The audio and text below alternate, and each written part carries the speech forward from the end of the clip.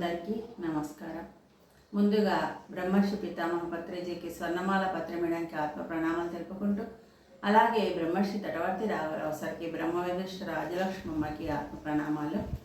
ఈరోజు మనము పత్రిజీ సందేశం దాంట్లో ఆయన ఏం చెప్పారంటే, ఆత్మకు అంతా మధురమే, ఆత్మకు అంతా మధురమే.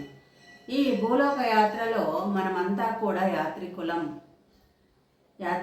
మనం ఇప్పుడు ఎక్కడికైనా వెళ్ళామంటే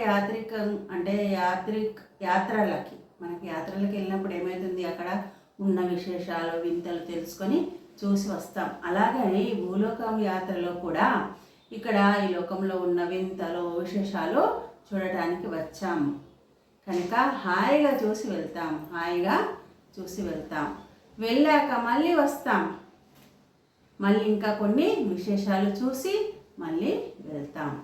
ఇలా వెళ్తూ వెళ్తూ ఇక చూడవలసిన విశేషాలన్నీ అయిపోయాక చివరి జన్మలలో ఏం చేస్తామంటే, మనం ఇక్కడ కొన్ని వింతలు విశేషాలు మరి స్థాపిస్తామని చెప్తున్నారు. అలా స్థాపించేంత వరకు మనం ఈ రాకపోకలు ఇలా సాగుతూనే ఉంటాయి. మనకు పత్రిక చేసిన తర్వాతనే అర్థమయ్యింది ఇది ఆనందం, అంతా ఆత్మకి ఆనందం అని. లేదంటే దుఃఖంతో బాధతో సమస్యలతో బాధపడుతూ ఉండేవాళ్ళం అన్నమాట. అలా స్థాపించేంత వరకు మనం ఈ రాకపోకలన్నవి సాగుతూనే ఉంటాయని చెప్తున్నారు సార్. ఈ క్రమంలో మనము తీసుకునే ప్రతి ఒక్క జన్మ కూడా మన ఆత్మ ప్రగతికి ఒకానొక అనుభవ జ్ఞానంకు మెట్టుగానే ఉంటుంది. అనుభవ జ్ఞానము అనే మెట్టుగానే ఉంటుంది ప్రతి జన్మ. ఆత్మ యొక్క ఈ అద్భుతమైన రాకపోకల ఆటతో ఆత్మజ్ఞానికి ఎక్కడ ఆపద అన్నది ఉండదు. అంటే మనకిప్పుడు తెలుసుకుంటున్నాం కాబట్టి మనకు రాకపోకలు ఇవన్నీ కూడా ఒక ఆటతో సమానము. మరి అయితే మనకి ఈ ఆత్మజ్ఞానం తెలుసుకోవాలి అనుకునే వారికి కానీ ఎక్కడ ఆపద అనేది ఉండదు అని చెప్తున్నారు. ఆత్మ యొక్క ఈ అద్భుతమైన రాకపోకలు మనకి ఆపద లేదు కనుక ఆపద్బాంధవా పాహిమాం అన్న వెర్రి కేకలు అంతకంటే ఉండవు. ఇక్కడ మనం చూడండి, ధ్యానంలోకి రాకముందు ఓ విగ్రహం ముందో మనం కళ్ళు మూసుకోనో భగవంతుడా నన్ను చూసుకోండి, పాహిమాం అంటే నన్ను రక్షించండి అని అడుక్కునే వాళ్ళం.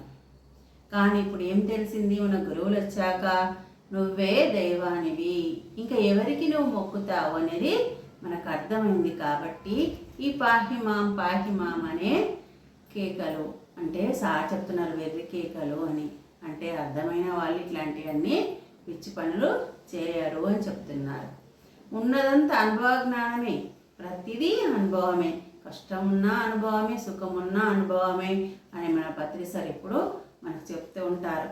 అంటే అంతా అనుభవ జ్ఞానమే, ఉన్నదంతా మధురమే అని చెప్తున్నారు.